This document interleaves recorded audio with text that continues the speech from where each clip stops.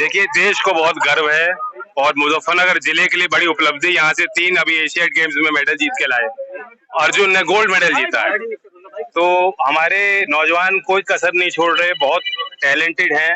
हम चाहते हैं ये खेल का हब बने, यहाँ खेल की इंडस्ट्री भी उसको भी बढ़त मिले और जो और खिलाड़ी हैं जो विकसित हो सकते हैं उनको सही समय पे उनको संसाधन दिए जाएं, वो तौर तरीके, वो ट्रेनिंग, वो विद्या दी जाए और आगे वो बढ़त हासिल कर पाए। गाँव के लोगों को आपने एक सौगात देने की बात की है कि आप कल ही आ सकते हैं, खिलाड़ियों के सम्मान में आप यहाँ पे बनवाने की बात कर रहे हैं, क्या कहना चाहते हैं? 5 करोड़ की एक लागत आपको मिलती है। हर सांसद अपने क्षेत्र के विकास में परियोजना दे सकते हैं। मैंने 100% खेल पे देने का काम किया है। यहाँ मुजफ्फरनगर के साटू गांव में लगभग 80 लाख का प्रपोजल आया मेरे पास। वहाँ स्टेडियम के निर्माण के लिए मैंने पैसे दे दिए हैं, बहुत जल्द टेंडर होगा। बागपत में जनता वैदिक कॉलेज में एक रनिंग ट्रैक जिसके लिए 2 करोड़ की अभी जो प्रस्ताव था मैंने कल ही उसको भेजा है, पारित किया है और खेल के उपकरण भी दे रहा हूँ। तो उसी तर्ज पर यहाँ गाँव में भी, क्योंकि खिलाड़ियों को चाहिए, वो कहाँ दूर ट्रेनिंग करने कहाँ जा पाएंगे, तो गांव के कच्चे रास्तों पर दौड़कर ट्रेनिंग करके इतने बड़े बड़े जो सम्मान हासिल कर रहे हैं, अगर बुनियादी व्यवस्था उनको गांव में मिल जाए तो आप सोचिए कितने पदक जीतेंगे लोग। लगातार आप खिलाड़ियों के सम्मान में जा रहे हैं, लेकिन आपके इस सम्मान समारोह को इस तरह की प्रतिक्रिया जनता की आ रही है कि सम्मान समारोह तो बहाना है, जनता को रुझाना है, तो इसमें क्या बुराई है? मुझे गाँव में जाने का कोई बहाना नहीं चाहिए, लेकिन ये अच्छा मौका है, अच्छा अवसर है। खुशियाँ बांटनी अच्छी लगती हैं सबको और अर्जुन देशवाल के परिवार भी चाहता है कि इस खुशी के पल में सब लोग साझे हों, साथ आएं और ये हमारी जिम्मेदारी बनती है। ये बिजनौर लोकसभा का क्षेत्र रहता है, सांसद से जनता यहाँ पे समाजवादी पार्टी जिया चौधरी ने कहा है कि लोकदल के विधायक उसकी नहीं मान रहे, सुन नहीं रहे। मैं कोई वो जो बात कह रहे हैं वो अपने विवेक से कह रहे हैं, मैं क्या कहूँगा। धन्यवाद कि उनकी खुशियों में हम सब लोग शामिल हैं। सम्मान समारोह आज अर्जुन का है। अभी मुझसे पहले जो वक्ता थे वो कह रहे थे कि मैं दिल्ली से चलकर अर्जुन के सम्मान में आया हूँ। नहीं, अर्जुन ने हमारा इस क्षेत्र का सम्मान रखा है, अपने गांव की परंपराओं का ख्याल रखा है। आपका आशीर्वाद इनके साथ रहा, आगे भी हम लोग सब मिलकर उम्मीद करेंगे और कर सकते हैं कि यह और ऐसे कारनामे अर्जुन करेगा। और इसे देखते देखते, क्योंकि ये क्षेत्र में और गांव में एक टेंडेंसी होती है, जो गांव का एक आदमी सफलता हासिल करता है तो पूरे गांव की नजर उस पर जाती है और सारे बच्चे देखते हैं और कहते हैं कि इसकी तरह हमें बनना है। जो करीब से देख लेता है वो जान गया, जिसने अर्जुन को करीब से देखा है वो जानता है कि कितनी मेहनत चाहिए।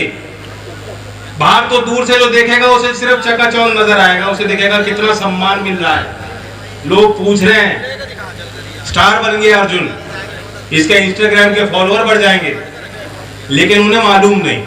इस क्षेत्र के लोगों को मालूम है, इनके परिवार के लोगों को मालूम है कितनी मेहनत और कितनी तपस्या करनी पड़ती है, कुर्बानियां देनी पड़ती हैं, तब जाके आप यहाँ खड़े हो पाते हो जहाँ अर्जुन खड़ा।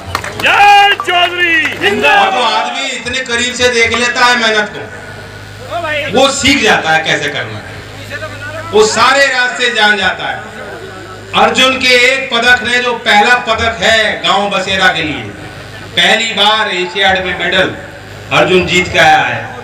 लेकिन पदक के साथ साथ, पदक जीतने के साथ साथ उसने ऐसा हौसला पूरे क्षेत्र के नौजवानों का बना दिया कि आगे ऐसे और कई सम्मान हमारे क्षेत्र के नौजवान देश के लिए जीतेंगे, ये हमें विश्वास है।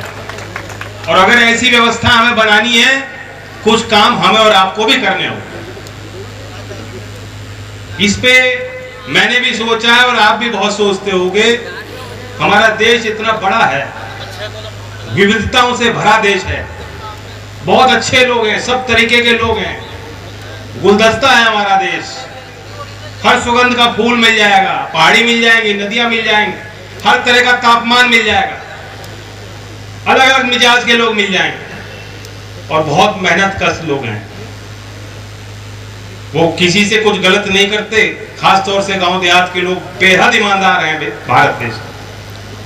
लेकिन इतनी बड़ी आबादी होने के बाद अगर हम खेल की तरफ देखेंगे, जो अंतर्राष्ट्रीय स्तर की जो प्रतियोगिताएं होती आई, एशियाड से बड़े भी खेल होते हैं, ओलंपिक के खेल हैं, वहां जितने पदक हमें मिलने चाहिए, जितने हमारे खिलाड़ियों को जीतने चाहिए, नहीं जीत पाए। एक तरफ दुनिया में 5वीं संख्या आपकी जीडीपी पे है। भारत की सरकार कह रही है कि हम अगले 4-5 साल में तीसरे स्थान पे आ जाएंगे, दुनिया में तीसरी सबसे बड़ी अर्थव्यवस्था होगी। लेकिन जो पिछले टोक्यो में ओलंपिक खेल हुए, 7 मेडल जीते हैं, लेकिन सभी देशों की तुलना में 48वां स्थान आपका था। दोनों बातों में मेल नहीं है। हमें तुलना हम चाइना से करते हैं ना, चाइना के ग्राफ को अगर आप देखोगे, जैसे जैसे चाइना ने आर्थिक तरक्की करी, वैसे वैसे खेलों में भी उनका प्रदर्शन बेहतरीन होता चला गया। 2006 में चाइना की जीडीपी $2.6 बिलियन थे। 10 साल में $2.6 बिलियन को 9.4 2.6 से बढ़ाकर 9.4 ट्रिलियन इकोनॉमी पहुंचा दी। 2.6 ट्रिलियन से 9.4 ट्रिलियन 10 साल के अंदर। और जैसे जैसे आर्थिक तरक्की उन्होंने की है, पिछले टोक्यो खेल में दूसरे स्थान पे थे। हमारे 7 पदक थे, चाइना के 88 पदक। आज हम कह रहे हैं कि हम 3 ट्रिलियन 3.5 ट्रिलियन इकोनॉमी है और 5 ट्रिलियन इकोनॉमी हो जाएंगे। प्रधानमंत्री ने घोषणा करी, बहुत लोगों को समझ नहीं आया क्या कह रहे हैं। बाद में सोच विचार कर समझ में आया कि वो ये कह रहे हैं कि भारत की अर्थव्यवस्था दुनिया में बढ़त हासिल करे, 5 ट्रिलियन इकोनॉमी का साइज हो जाएगा भारत की इकोनॉमी का। चाइना 2016 में 9.4 पे थी। तो हम तुलना तो करते हैं चाइना से, हमें उनसे सीखना भी चाहिए। इतने पदक वहां से कैसे जीत के लोग आ रहे हैं, खिलाड़ी कैसे आ रहे हैं। दूसरे विकसित देशों में भी आप देखोगे, जो टोक्यो ओलंपिक खेल में जो 10 देशों ने सबसे ज्यादा पदक जीते, उसमें से 8 देश वो हैं जो प्रति व्यक्ति आय के मामलों में, अर्थव्यवस्था के विषय पे हमसे बहुत विकसित है। तो एक बात तय होती है कि जैसे जैसे देश विकास करेगा, आर्थिक तरक्की होगी, खेल के मैदान में भी बेहतर प्रदर्शन होगा। लेकिन वो तब होगा अगर ज्यादा संसाधन सरकारें खेल के प्रतिभाओं को विकसित करने के लिए देंगे। लगभग 15 साल पहले 2009-10 का जो केंद्र सरकार का खेल का बजट था, उस बजट में 3,670 करोड़ रुपए का आवंटन किया। अच्छी बड़ी जो है लगती है फिगर कि 3,670 करोड़ रुपए दिए खेल के लिए। 15 साल बाद आप तुलना करें 2023 और 24 का, जो 2024 तक का जो बजट है वह 3400 करोड़ है। घट गया, 15 साल में घट गया। वो आंकड़ा बढ़ना चाहिए। 3400 करोड़ में भी 1000 करोड़ खेलो इंडिया की। तो व्यवस्थाएं जमीन पे नहीं है। जमीनी स्तर पे हर जिले में स्कूली इंटर स्कूल टूर्नामेंट और प्रतियोगिताएं होंगी। हर जिले में कम से कम एक मल्टी स्पोर्ट फैसिलिटी स्टेडियम का निर्माण होगा, जहां प्रतियोगिताएं होंगी, उसे देखने दर्शक जाएंगे और बच्चे जाएंगे। स्कूल से बच्चों को भेजा जाएगा, वो देखेंगे टूर्नामेंट हो रहे हैं, कोई स्टेट लेवल हो रहा है, कोई नेशनल लेवल हो रहा है। वो दूसरे खिलाड़ियों को देखेंगे, उनके अंदर एक उत्सुकता पैदा होगी, वह खेल पे उनकी रुचि बनेगी और वो प्रयास करेंगे, तभी खिलाड़ी पैदा होगा। हमारे यहाँ ऐसे ऐसे खिलाड़ी हैं जिनको बहुत देर पता लगा कि उनके अंदर ये हुनर है। अभी मेरठ पारुल चौधरी के गांव में गया, वो दौड़ में उसने 2 पदक जीते हैं। आसान नहीं होता कि एक ही टूर्नामेंट में 2 किस्म की दौड़ आप लड़ रहे हैं और दौड़ के आप जीत पा रहे हैं, क्योंकि एक बॉडी को समय चाहिए होता है रिकवरी में। 2 पदक जीते हैं, लेकिन उनकी एज काफी हो चुकी है। और मैंने उनसे पूछा, आपको कब पता लगा कि आप दौड़ सकती हो ऐसे? तो मुझे मालूम नहीं। कॉलेज के बाद कभी कहीं भर्ती प्रक्रिया में कोई बच्चा जाता है, तब उसे पता लगता है कि मैं तेज दौड़ सकता हूं या इस गति से मैं प्रतियोगिताओं में अपनी संख्या बना सकता हूं। कुछ खेल हैं जो गांव में तेजी से बढ़त हासिल कर सकते हैं, क्योंकि उनमें लागत नहीं है। जो इंडिविजुअल लेवल के स्पोर्ट हैं, जिनमें आपको ज्यादा कुछ नहीं चाहिए, अच्छे जूते चाहिए दौड़ में और कई ऐसे खेल हैं जो सस्ती लागत में खेले जा सकते हैं, जो टीम गेम है। कबड्डी उनमें से सर्वश्रेष्ठ है। क्या नाम आ रहा है? कबड्डी भारत का प्राचीन खेल है और कबड्डी में कामयाबी के लिए 4S चाहिए।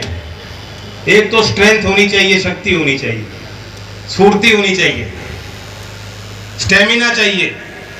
खेल कम समय का है लेकिन बहुत स्टेमिना चाहिए। और चौथा है स्ट्रेटेजी, यानी बिना रणनीति के आप जीत नहीं सकते। तो हम सबको बहुत खुशी है इस तरह के खेलों के प्रति।